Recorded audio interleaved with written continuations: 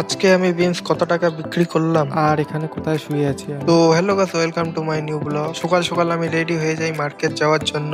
এদিকে বাবা দুটো ব্যাগে সমান ভাবে মিলিয়ে দেয়। তো 8 কিলোমিটার সাইকেলে করে চলে গেলাম মার্কেট। আর আজকে মার্কেটে যে এত পরিমাণ বিনস আসছিল, বাজার একদমই খারাপ ছিল। আর আমি 20 টাকা করে জমায় দিয়ে দেই। এদিকে আমাকে আবার 8 কিলোমিটার সাইকেলে করে যেতে হবে বাড়ি। আর বাড়ি গিয়েই ব্যাগ রেখে সবার প্রথমে বালতিতে জল ভরে নেই, কেননা আমাদের আম গাছে দিতে হবে জল। তো আজকে জল দিলে আমাদের পুরো 4 দিন হয়ে যাবে জল দেওয়ার। আর আজকে আমি ফুল 3 বালতি জল দিয়ে দেই। তো 3-4 দিন থেকে আমার ভালো করে ঘুম হচ্ছিল না, সেজন্য খেয়ে দিয়ে আমি ঘুমিয়ে পড়েছিলাম। আর উঠতে উঠতে হয়ে যায় বিকাল। তারপর চলে যায় বিনগুলো দেখার জন্য। এখনো অনেক বিনস ছিল, আর 2-3 দিন পর আবার ছিঁড়তে লাগবে। একটু পরে চলে যাই আমাদের মাঠে।